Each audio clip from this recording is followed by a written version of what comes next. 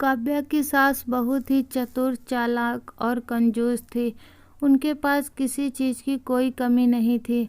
सोने चांदी के गहनों से तिजोरी भरी थी, लेकिन कभी किसी को कुछ देने के बारे में सोचती भी नहीं थी।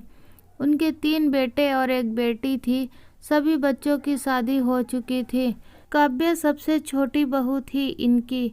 सभी को अपनी उंगलियों पर नचाती थी वो, पर थी बड़ी मृदुभाषी। बातों पर ऐसी चाशनी चढ़ाती कि कड़वी बात भी मीठी लगती। सब उनकी बातों में आ जाते थे। शुरू शुरू में तो काव्या भी उनकी मीठी मीठी बातों में फंस जाती थी, लेकिन धीरे धीरे वो उनकी कुटिल चालों को समझने लगी।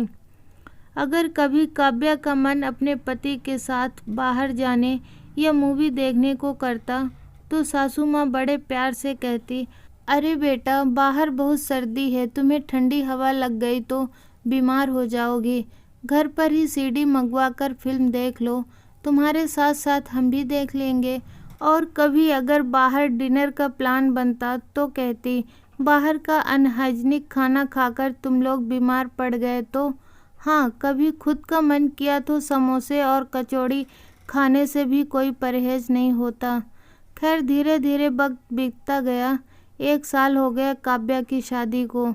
काव्या अपनी शादी की पहली सालगिरह को लेकर बहुत उत्साहित थी, लेकिन घर पर पार्टी रखने के प्लान पर तो सासू माँ ने पानी ही फेर दिया। बाहर जाना चाहा तो खुद के बीमार होने का बहाना बनाकर रोक दिया।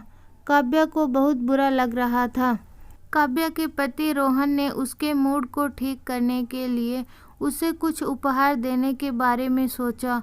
वो उसके लिए बहुत सुंदर से सोने के कंगन लेकर आया। कंगन देखकर तो सासू माँ की सांस ही अटक गई। इतने महंगे कंगन भला यूं ही कैसे बहू को लेने देती। वो बड़े प्यार से रोहन से बोली, बेटा, ये कंगन तो इतने सुंदर भी नहीं है। इससे सुंदर कंगन तो शादी में ही काव्या को दिए थे। ये कंगन तुम अपनी बहन के लिए रख दो। कुछ दिनों बाद दिवाली आने वाली है, उस वक्त कुछ तो उसके ससुराल भेजना ही पड़ेगा, तो ये कंगन ही भेज देंगे। वैसे भी काव्या पर ये हल्के कंगन लगेंगे। काव्या सब समझ रही थी। उसने भी कहा, हाँ हाँ रोहन, मुझे भी ये कंगन उतने पसंद नहीं आए। काव्या की सास अपनी चाल कामयाब होते देख बहुत खुश हो रही थी। तभी काव्या बोली, मुझे तो वो माँ जी के जड़ाऊ कंगन बहुत पसंद है। वो मुझ पर बहुत जचेंगे, है ना माँ जी? अब तो सासू माँ को काटो तो खून नहीं। रोहन ने कहा, ठीक है माँ, अगर इसे वो कंगन पसंद है तो वही दे दो। ये कंगन हम दीदी को दे देंगे।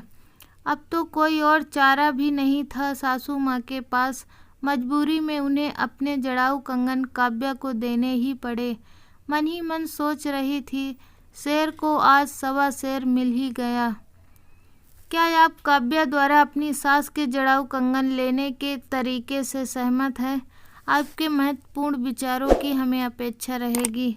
कहानी अच्छी लगी हो तो लाइक कर दीजिए। चैनल में नए हैं तो प्लीज़ सब्सक्राइब कर दीजिए। अब मिलेंगे नई कहानी के साथ।